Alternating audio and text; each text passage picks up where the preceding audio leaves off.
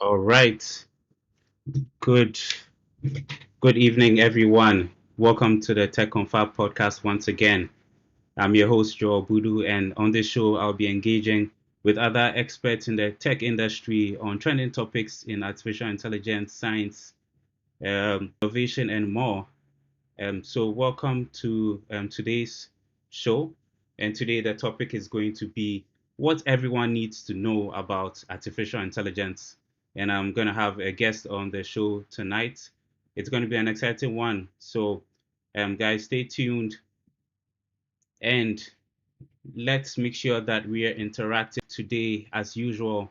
The comments section is open to everyone, so you can ask your questions, you can make your contributions, you can just interact with me on the show today.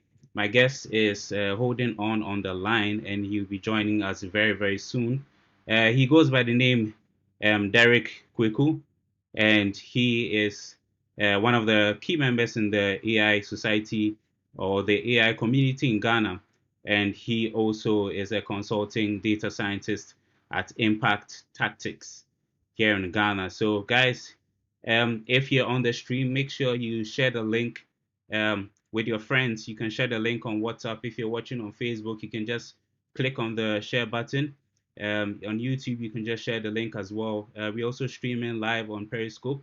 You can just retweet the link so that your friends and family can join as well. We'll be starting in a moment. And in addition to that, let me know who's here as well. So you can just type in the comment section your name and where you're viewing from, and we'll start in a second.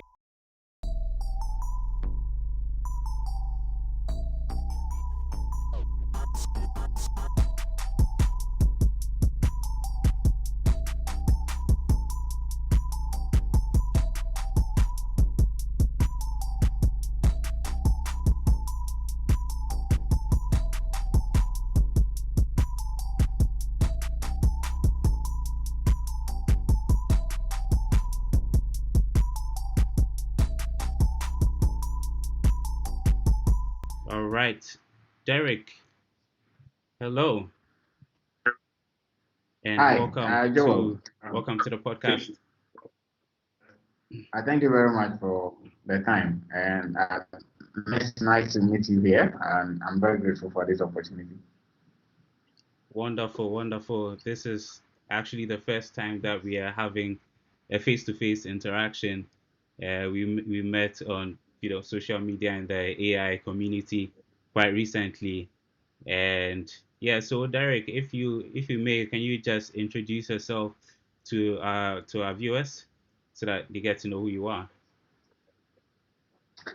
Very well. Joel, thank you very much once again. So my name is Derek K Degbedzui, and I happen to be the consulting data scientist with Impact Tactics right here in Ghana. So Impact Tactics and AI RP startups that we are trying to put some elements of RP, that's robotics processing automation solution to the financial institutions in the country, for example. So it's been wonderful working with such an institution because it's something that we're now trying to bring it up in Ghana and probably in Africa, and it's been so great.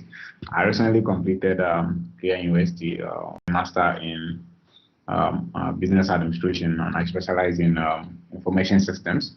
Earlier, I had my undergraduate studies in actuarial science, same in K University. And ever since then, I've been in the AI or data science community trying to build some level of competencies and kind of solutions that can help to bring some impact to our society. So, mostly focusing on research in machine learning, and I've got so much interest in putting some stuff together, which obviously is going to be out soon, for which the entire country will enjoy from that. So that is as I can say about myself. Okay, great. Thanks for the intro. So, guys, if you're on here, yeah. So, David Cots, Accra, I see you. George, Ado, thanks so much for joining. George is watching from Massachusetts, USA, and we also have Nicholas. Welcome, Nicholas, and Samuel Finn as well. on the stream right now. So, welcome, guys, to the podcast. Like I said at the beginning, the topic we are discussing today is what everyone needs to know about artificial intelligence, and it's going to be an interactive one. So, guys, feel free to contribute in the comment section. If you have any question as well, you can just drop it down below and then we'll address it. So great. So we'll just start right off the bat. So Derek, AI is an interesting topic. I'm sure everyone will agree, and it has become increasingly popular in recent times. And so people might be wondering, what exactly is AI all about? When did this start? Is AI all about robots? Are robots going to take our jobs? These are questions that a lot of people have on their mind. So, and we're going to talk about today. So let's just start with an introduction. Like, what is AI and what is it all about? Yeah. So Derek, if you can set the ball rolling. Well, it's an interesting thing to always talk about technology. And I think for many of us here in Africa, we have seen the impact of technology in our lives. And especially for the fact that it is not only a tool that is only trying to help us to understand how we can work, especially doing away with tasks that are quite difficult and require some sort of assistance to be able to do so. Quite not long ago, about 400 years ago, when the Industrial Revolution actually started in Europe and some part of America or Southern America, we saw how well machines were able to help us or help our ancestors to be able to deal with some of the challenges they were having then. And you do remember that in the first industrial revolution, because it was manufacturing that was spearheading it, we kind of needed some kind of machinery that could actually help in making work easier. And so from there, it's been about using human intelligence to be able to apply some sort of knowledge on trying to build those machines to be able to deal with such phenomena. Now, we have come to a point now where almost every part of our lives is quite improving well because of the fact that there is tech attached to whatever we do. And so, in as much as possible, our lives now thrive on the technology. But then, some 60 years ago, like when it comes to a knowledge or when it comes to education, the goal has been to that we should be able to acquire knowledge that is applicable in so many areas. And so, about 60 years ago, some conference had to happen in Dartmouth College, where professors like John McCarthy, Minsky also came from Harvard, Rochester came from IBM Corporation then, and then Shannon also came from the Bell Telephone Laboratories. And that is where the idea of, look, we have relied on our human intellect for a very long time. I think one of the things that we came across was the fact that in the Second World War, it took an Englishman like Alan Turing to be able to decode a computer program that Yeah. actually had some sort of distraction to cause the war. But because it was written in a language that could be understood by few people, such a person was able to decode it, and then we were able to do away with the distraction. So when these guys met, it was all about some sort of intelligence that could be applied in machinery or in machines. Like now, computers then had become or were gradually becoming part of human life. And so we just wanted any form of or any aspect of learning or any feature of intelligence that in principle can be precisely so describe a machine to be able to simulate the human brain or what the human brain was capable of doing. So we're just trying to find an attempt on how we can make machines use human language or even form abstraction and concepts to solve some kind of problems preserved for human now, and then in being able to consistently improve themselves on. So the original idea of artificial intelligence then was one, to be able to simulate higher functions of the human brain, and also be able to program a computer to use general language. By general language, I mean their language that you and I understand. And also be able to arrange a hypothetical one and be able to measure the problem complexity of it. Now, you understand that even trying to understand human intelligence, we understand our intellect from two perspectives. And the first thing is that humans are able to perform so many tasks at different places. Okay, that is the environment. So between the environment and the kind of tasks we can perform, we can measure our intelligence by them.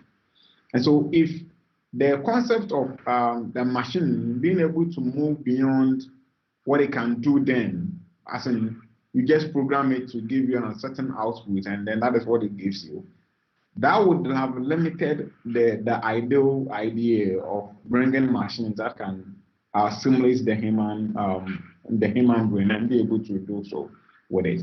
So, in as much as possible, a way to determine and measure the problem complexity, which is reserved for humans to be able to do, it needs that once machines are able to program to do so, then it will have to improve itself consistently as and then. Yeah. Because in as much as possible, when we're a kid and when we're born, when we're toddlers, we learn to walk by continually doing so every day. And so that is how come we're able to work with time. In school or in academia, we learn from one place to the another. And so consistently we're able to improve. How then do we make these things possible? And that is the underlying idea of making intelligent machines. And that is what artificial intelligence generally meant to be. Thank you. Whoa. Thank you for the lecture. That was a really long one. Anyway, that was a Yeah. good, background to AI, looking at the history and where it all started. And it's nice you mentioned, the godfather of AI, Alan Turing, and Yes. he actually invented AI. And I mean, Yes. Dr. Turing. He's well known for his works, as you mentioned, in World War. Was it one or two? I don't know, maybe two. Um, Yeah. Two, yeah, in World War Two. In that, basically, he built a machine called the Enigma machine, which was used to decode the messages that the Germans were secret messages that the Germans were using to coordinate their attacks. And basically, I watched a movie about this. I think it's called the Turing Machine. That, guys, you can check it out. Just check out the Turing Machine. I believe that's the name of the Yeah. movie, and it chronicles the events that led to the Enigma, them breaking the Enigma code. And so, if you listen to that, or if you watch that story, realize that um, there were a lot of mathematicians and statisticians that came together, and Alan Turing was part of them. And basically, they couldn't Yeah. use traditional mathematical formulas and methods to break the code.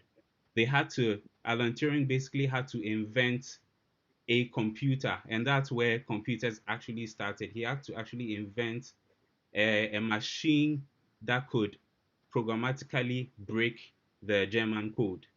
And so I believe Yeah. that's where AI all started. And that's where Alan Turing actually started thinking of how to build a general purpose machine that can solve any general problem that you throw at it. And so I think it's really ingenious, what Alan Turing and his friends have done and introduced. And AI has come a long way in transforming society. Yeah, so just a point of correction, the Germans, the machines that the Germans use is actually the Enigma machine. And so basically Alan Turing built a machine to break that code. So it looks something like a typewriter. So you type the code, you type the message, and it It's basically uses the concept of cryptography and then encodes whatever message they are sending into an encrypted text. And then unless you have the password or the key phrase for that message, and I think they rotate it every day, right? So it actually took Alan Turing and his friends a while to crack the code because you have the message for today, and basically you have 24 hours to analyze and try and break that code. By the next day, all the work that you've done is basically cost 90 because there's a new password, and that's I think the primary reason why the traditional methods of math and stats didn't work. So I think it's really ingenious. Just a background story on that. So guys, if you're interested, you can check out the Turing Machine movie, and you can read and search more about Alan Turing and his exploits back in the day. Uh, so we'll move on.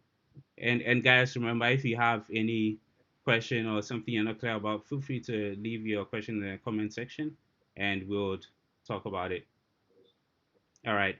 So, Derek, let's look at our environment, and let's look at Africa and Ghana, to be very precise.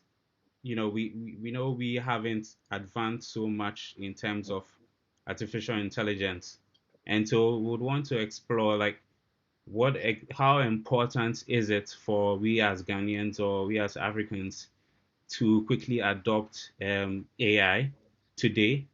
And I was having a discussion with a friend the other day.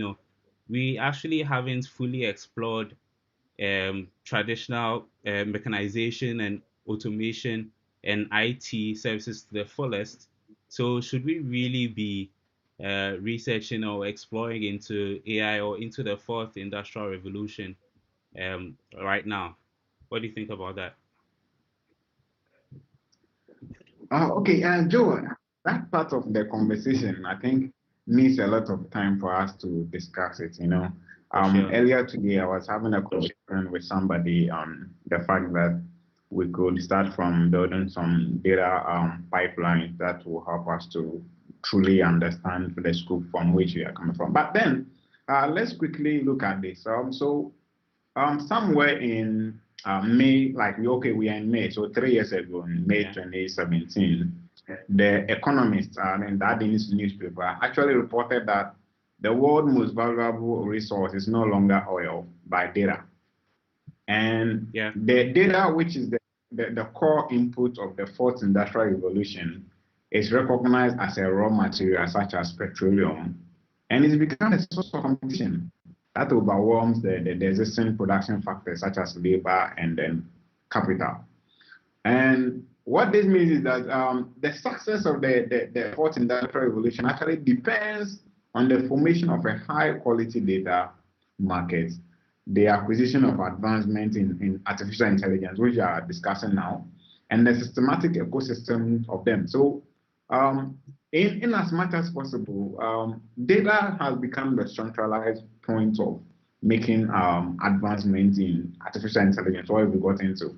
Now, because of vast amount of data or text data, um, OpenAI was able to build a GPT-2x model that was able to predict so many lines of text that are supposed to be generated next.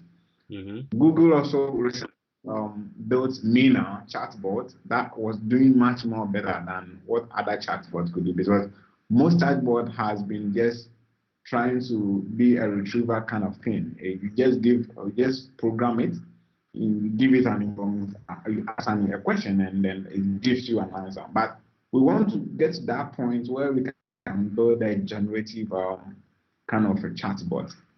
Then Facebook also comes in with Blender. Recently, I think about 2 months ago, they come in with a Blender, which is also Okay. kind of an advancement in to Mina. And so in Ghana, there is not enough data value chain. That is the construction, the distribution, and the utilization market. There's no market formation, and the AI technology gap that is currently existing between the advanced countries and countries in Africa, like let's say Ghana, is so wide, and so it is necessary now that we develop policies for fostering each value chains strategy and accelerate a convergence of them. What do I mean? I mean that we need to build that kind of public data, and public data is public information that will lead to the communication and the cooperation of all the materials and the information that is produced by the public institution and then the public as well. If we look at COVID-19 that is currently happening or Yeah. looming across the globe, um, we as Africans or even Ghana, we have our fair share of it. But then you realize that now both the institution and the public have become a participant to it. And so we are almost every single day making available data. And all these data, we've not built any sort of pipeline that we can use to get all these data, put them, and then try to create new value out of them. So what will happen is that even after the COVID-19, because that is what we are fighting for, we want to go back to our normal way of doing things. But then, if you realize, before even about 6 weeks ago, before we came to COVID, there were certain models that were performing very well in the real world. Okay, but then now there is COVID, and Yeah. so some of those models will not work perfectly. Now, if you look at Apple Face ID, which worked well when you just use scan your face on it. Now, if you have a nose mask on you, that means it's It not going won't. to It work. won't work. Yeah. Yeah. Right? So now we've got to that point where we now need to build some sort of data that will be able to work well on the things or the activities that have happened during the COVID. So if we had an infrastructure that could actually help us to track every single data that is happening within us, from the point we recorded our first case to where we went on a partial lockdown in Accra and Kumasi, and then even back to lifting the lockdown and then still restriction on people's movement and some activities, then we would have been able to achieve some kind of, we would have become a first grader when it comes to the OECD countries, because we would have now understood how we can use our data to create value. But then we have not been able to commercialize that activity. And so if each public institution shares and then lists the public data that can be accessed by the public to the portal, the data can be reborn as high quality public data, and then we can now analyze to create what? New value. That is where we have not gotten, and that is why we are missing out on the Yeah. impact. Yeah. It's interesting. Yeah. You're stressing on the importance of high quality data. Of course, you are a data scientist, so no wonder over there. But then, yes, it's very key because I'm sure you guys would agree with me, you guys watching, that when it comes to Ghana, you would struggle to find high quality data on any field at all. So let's say you're studying economics, you're studying business, social studies, linguistics. We don't have a big data set of information that you can use to do your research work or do your project work or build a company around. And I think that's what's really, really lacking.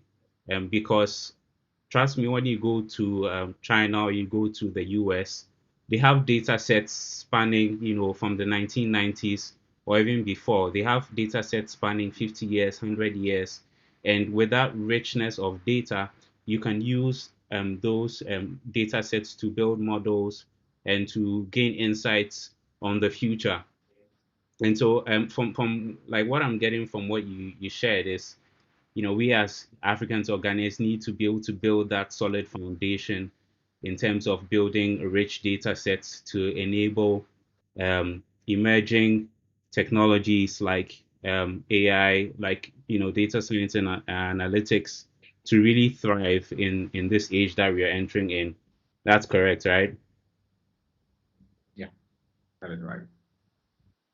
Great, great, great. So, guys, we've given a brief intro. So, if you have any question about AI, about how AI is affecting jobs, about the need for developing rich data sets and all that, you can drop your question in the comment section below. So for those of us that just joined, this is the Tech Confab podcast. We are streaming live on Facebook, YouTube, and Periscope. And the topic today is what everyone needs to know about artificial intelligence. And my guest today goes by the name Derek Kweku. Um, yeah, so we have a few comments. We'll look at some of the comments here. Rashid just put up a comment here. Let me try to just load it on the stream. All right. So Rashid is saying Derek said most of it. Our data ecosystems have very limited reach to the masses for numerous reasons: financial, political, social, etc. Yeah, and that's one huge challenge. We need data to be able to effectively yeah, I mean AI without data is very limited. Or let me put it specifically, machine learning or deep learning without a huge amount of data is it's not going to work. And I think that when you look at the history of it, AI has had some ups and downs. And one of the reasons why AI went down at a certain point was because of data, because at a certain point we didn't have enough data to actually train effectively models that we wanted to train. Apart from computing power, where we also lacked some years back, data was also one important aspect that we didn't have. And now that we've been able to build huge data sets to facilitate these artificial intelligence systems, it's now able to gain huge successes. That's correct, Derek, right? Yeah, that's right. That kind of idea has always been for the fact that we probably need to thank the fact that the companies like Google, Amazon, Facebook, and all that Yeah, were able to rise probably after the 2000 and 2008 economic meltdown and all that. It has fantastic. It has actually been able to help us to caution us towards building that kind of intelligence systems that are able to aid us to effectively monitor or do what the activities we're doing now. I think now, even though we have not been able to get the full concept or the full idea of what artificial intelligence intends to give us, I mean, the market cap, the kind of investment that's supposed to go into it, yeah, the kind of uh, talents that it needs and all that has not really fully been developed. But then I think it's better than before. What all that we need to do is that we still need to invest more in research and development, which of course I think is not something I can mention in Africa, because in Africa we don't know anything about research and development. you're right. It's actually the tech companies that are leading the whole system now. And so what is really happening is that much of the credits will have to be going to the tech companies, because they have taken enough risk. They have actually gone beyond looking at the fact that we don't fully need to have the full grips or the full grasp of what exactly we are likely to benefit from artificial intelligence. But then, even with the little that we have now, we can still go ahead to do with it. And that is Great, fantastic. great. We have another question from Kwesi. Let me just try and load this question up. So Kwesi is asking, how exactly is the foundation going to be built? Seems like we all realize, but then we pause there. And that's with respect to amassing the data. And yeah, I mean, yeah, he's right. I mean, we are here talking about it, but then tomorrow, nothing is going to be done about it. So, what really is the solution for that foundation to be built? because it's not you and I that's going to build that foundation. Yeah. So what do you think Yeah. that Okay. the solution to Yes. that is? Well, what I would say is that so AI is a general purpose technology with a potential to have a significant impact on the public policies and services. It's going to be used in many ways to cut across and touch multiple facets of innovation.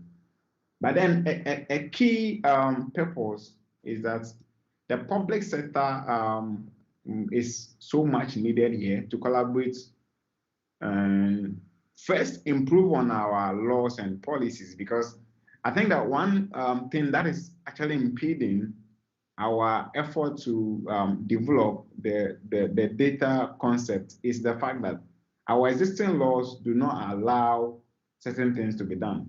It curtails or it doesn't really allow for some sort of innovation to be moved. You Yeah. realize that even people could walk to a supermarket and then assuming there was a facial recognition system in front of the mall where you have to probably scan through before you are given access to the supermarket. I mean, with time, some people will start raising some sort of confrontation against why such a mechanism in the shop. If you Mm-hmm. realize, one of that China has been able to do so, or I don't know whether because they are communist, but then it's how they have been able to adopt facial recognition Yes. systems in their almost every part of the country has that system. And so even at a point, I think one of the things that people were raising a point about was privacy.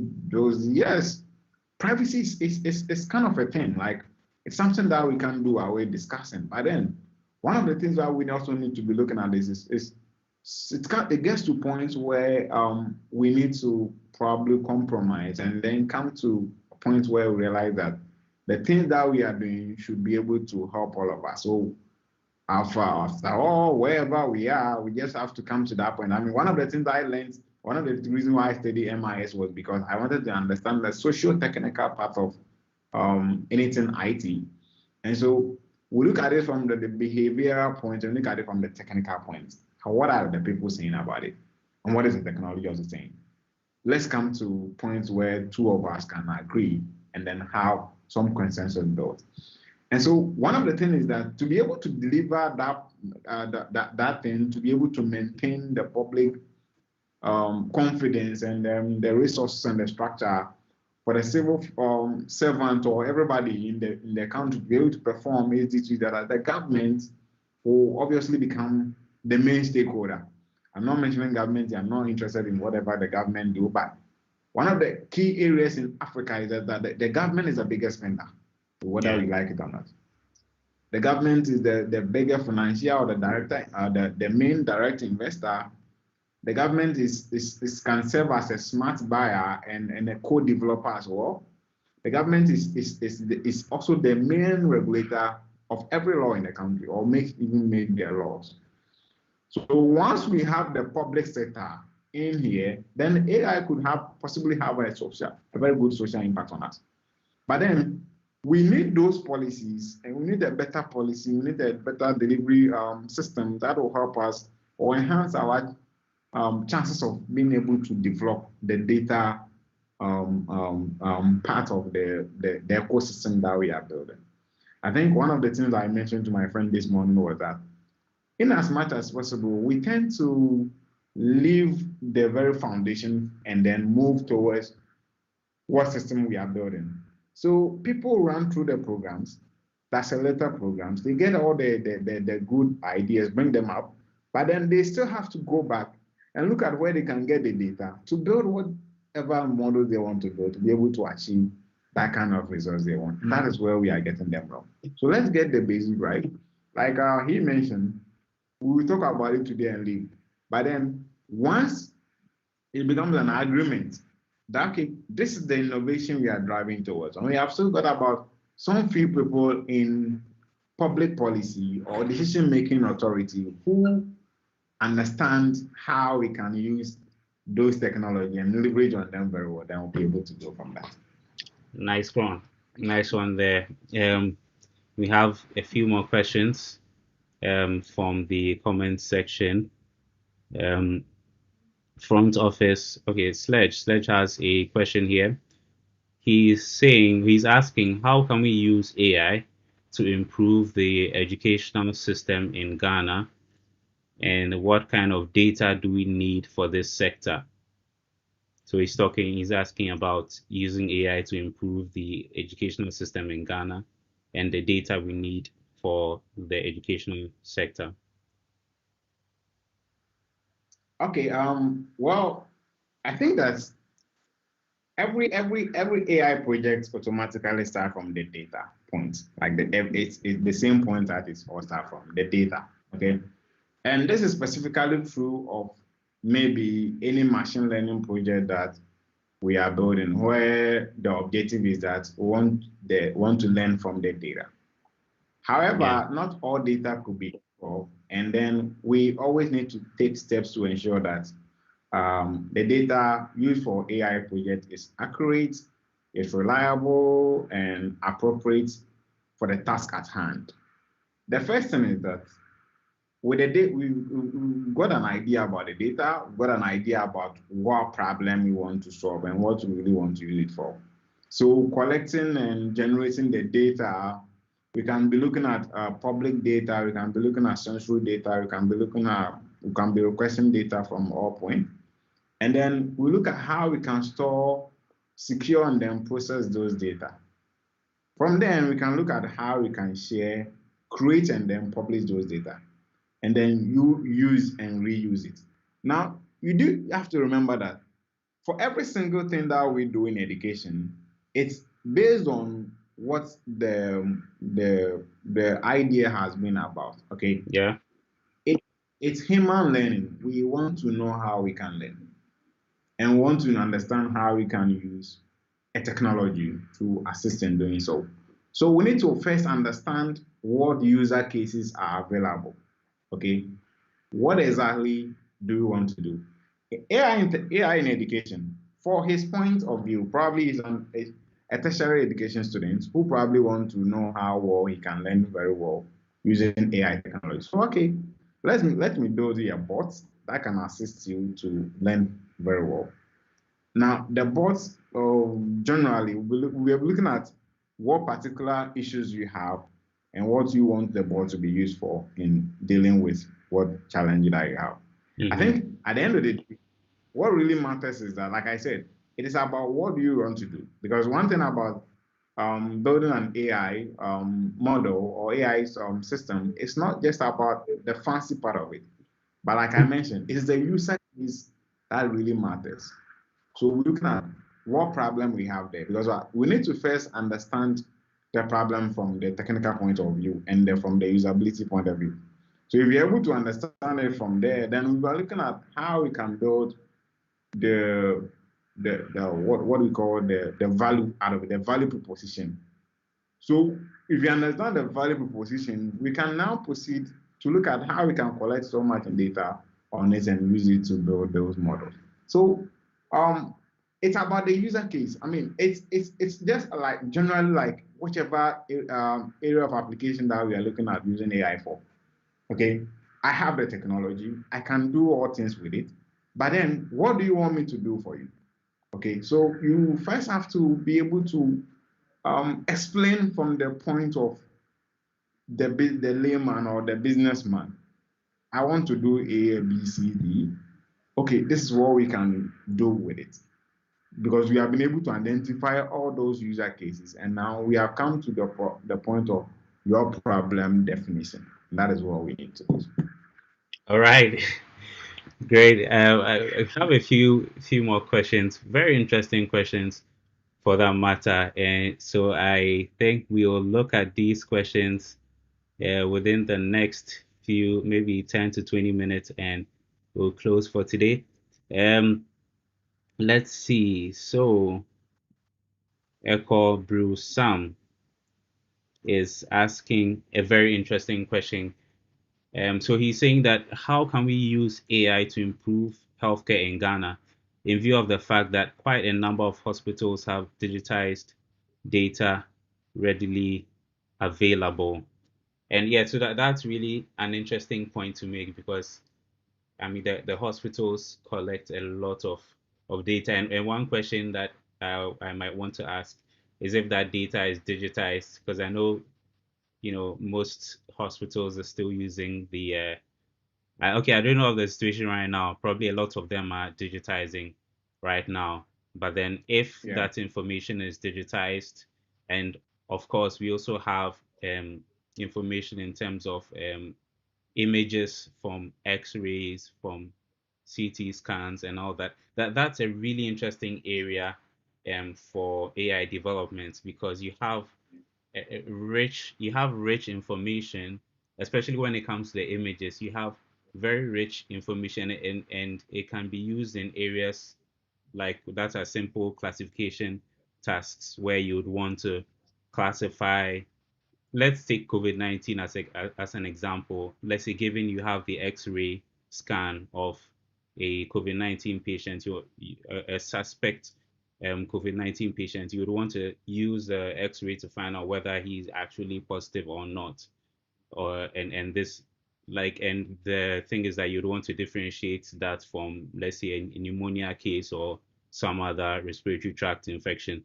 So yeah, so that's a really interesting point. And I think that for the healthcare system, the possibilities are really endless. It's now up to Ghanaian developers to be innovative and to develop tools to be able to help in the health sector in Ghana, because I believe there are so many applications that can be done in the health system, the healthcare system in Ghana. And um, I believe Google and other companies have already started bringing out some very good results using AI in.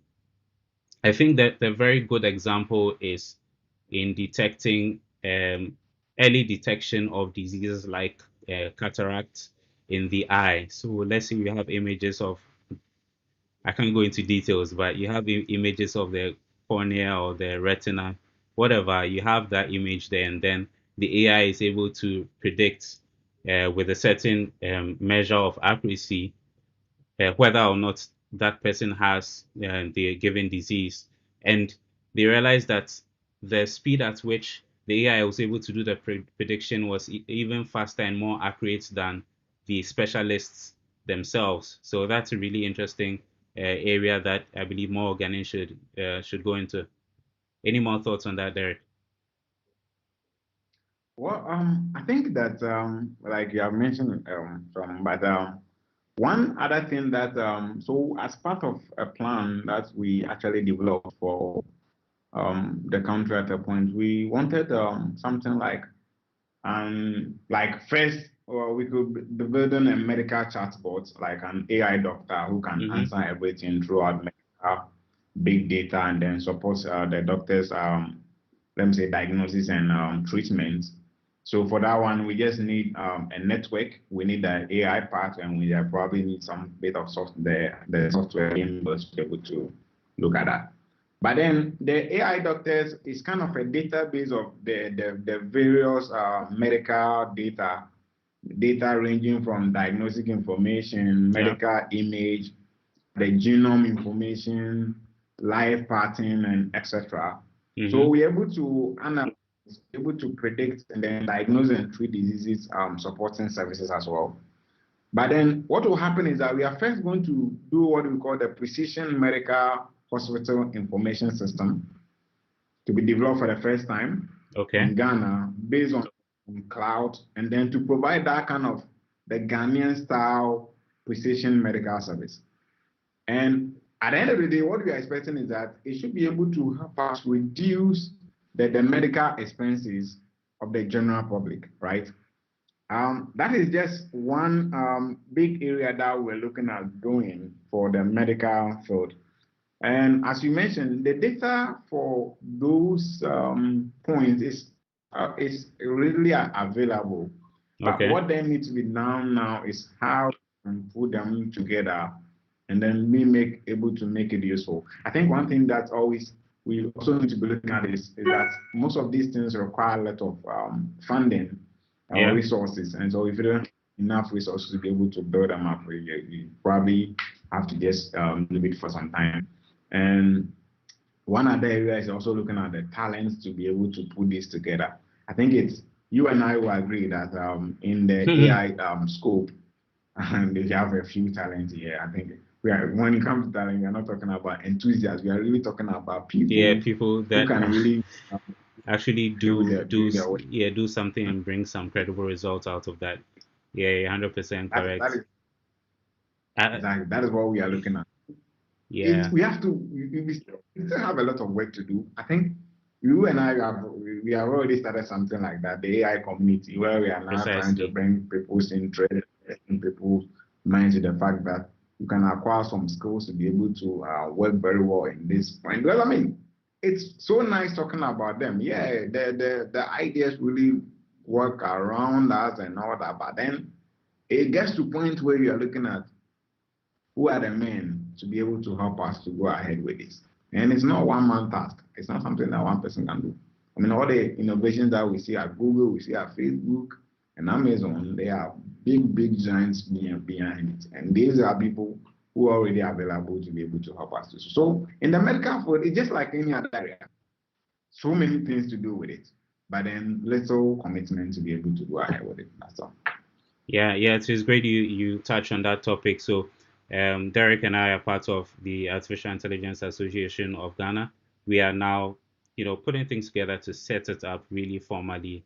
So stay tuned for updates on that. And there are a couple of other communities that we are part of, with the goal of empowering the youth in developing their skills and actually building tools that can be used in artificial intelligence in actually solving problems in Ghana and elsewhere. Um, so stay tuned for more updates on that one.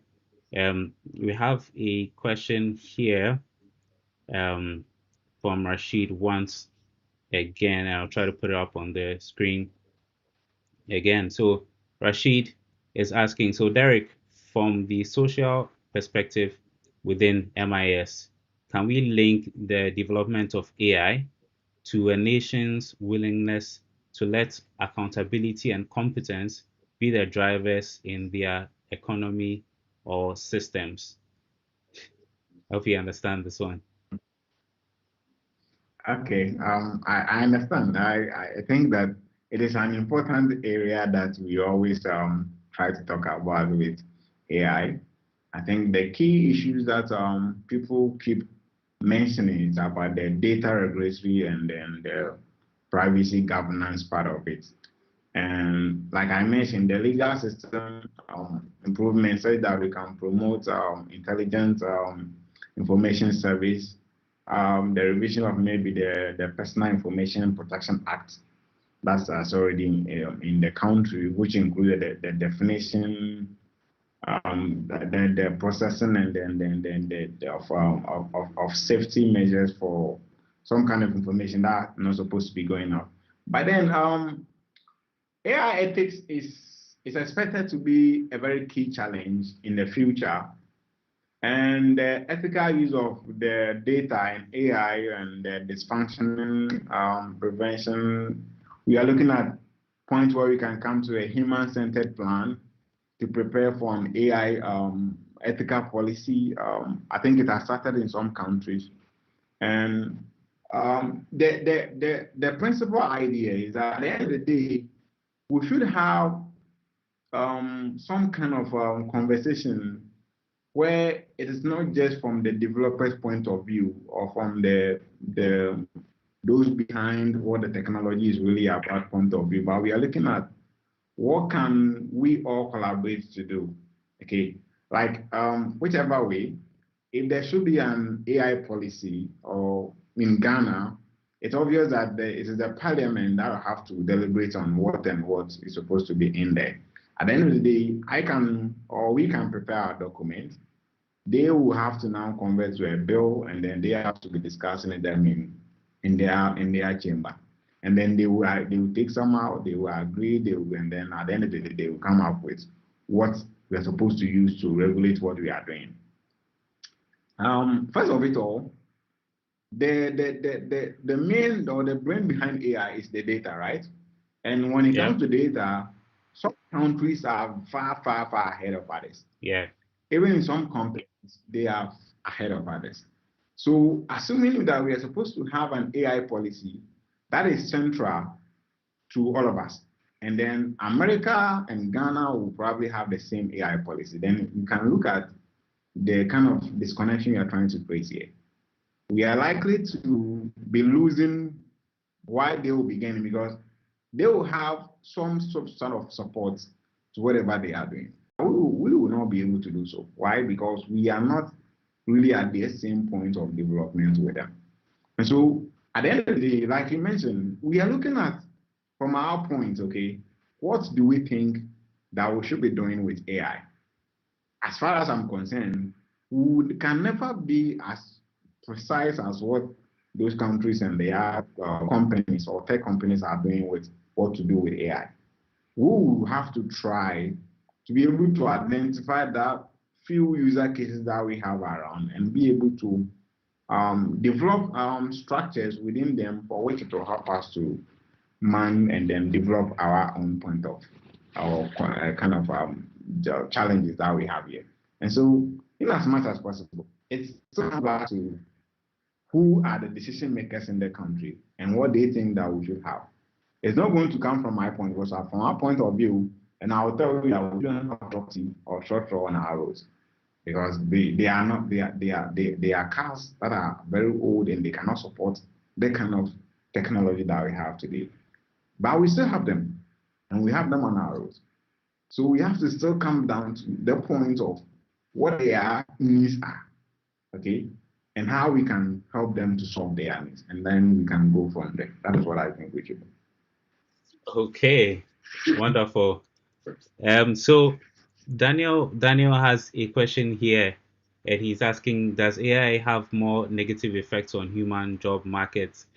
But we're not going to answer that question today. We are going to have to answer that question on one of our subsequent episodes because we're out of time. It was actually part of the points that we had to discuss today, but we're out of time. So, guys, if you'd want to hear more, I would have a whole dedicated show on AI and how it's going to affect jobs. Basically, are robots going to take your jobs in the next 10 years? That's the podcast I'm going to be doing next. Um, Not next week, but then it's going to come up. So if you'd want to hear on that, please subscribe to the YouTube channel. Just head over to YouTube right now and type in my name, Joel Budu. You'll find my channel and make sure you've subscribed and you also turn on post notifications so that the moment that stream comes on, you would be right here to watch it. In addition to that, you can follow Tech Confab with Joe Budo on Facebook to get updates. You can also follow the same on Twitter as well to keep up to date and know when exactly we'll be talking about that topic. At this point, I'll just probably allow Derek give your closing remarks, under a minute, and then we'll wrap up the show for today.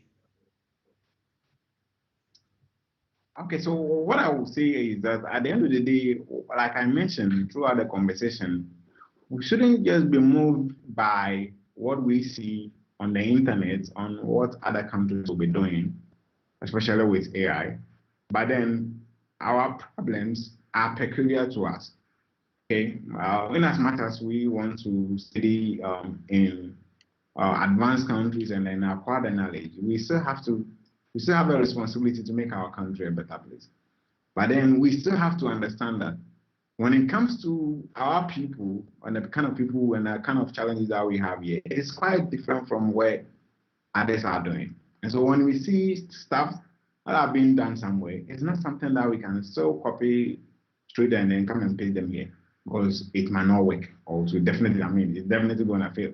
So, like I mentioned, it's the data points that we need to understand. At least for those of us who have gone through tertiary education, the high school education, and all that, we can read and write, and we can Yes. understand whenever there's need for us to have a conversation on what data to collect and all that we do.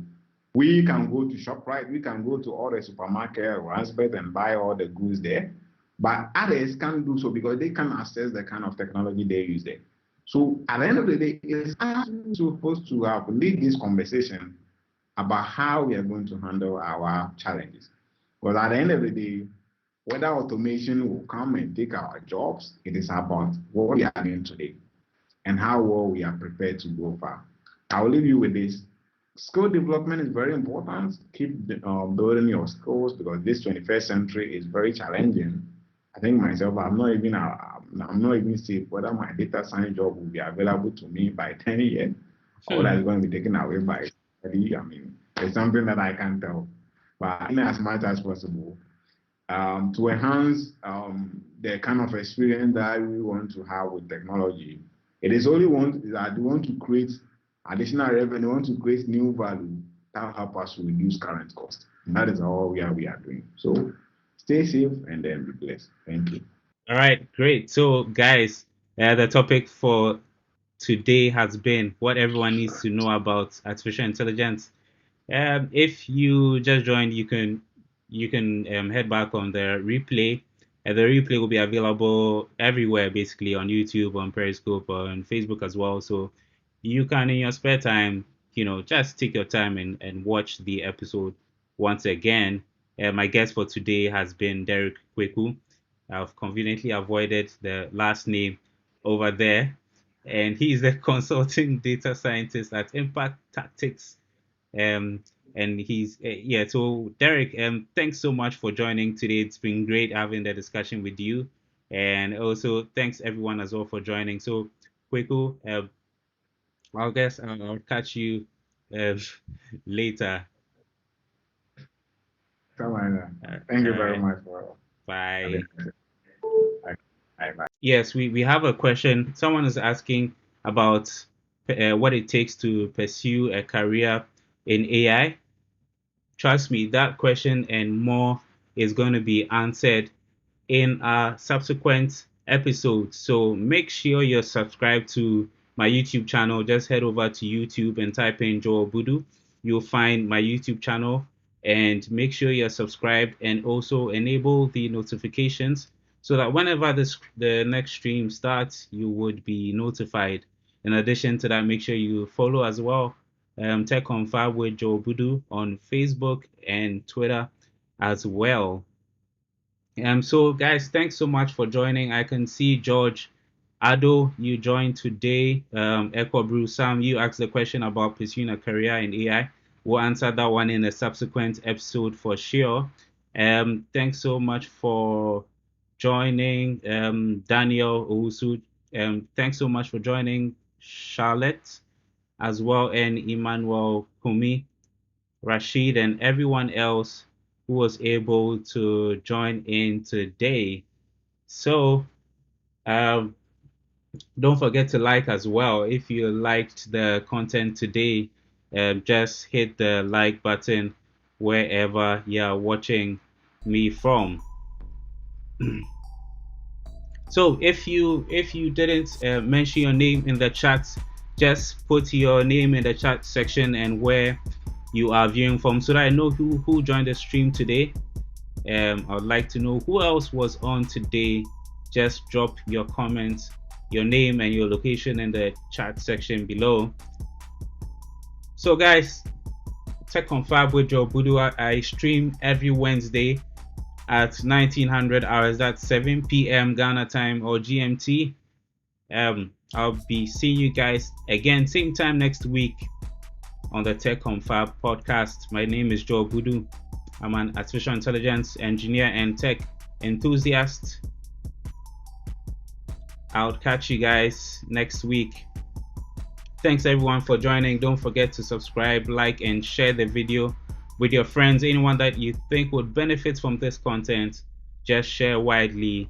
And I'll catch you guys next week. Bye.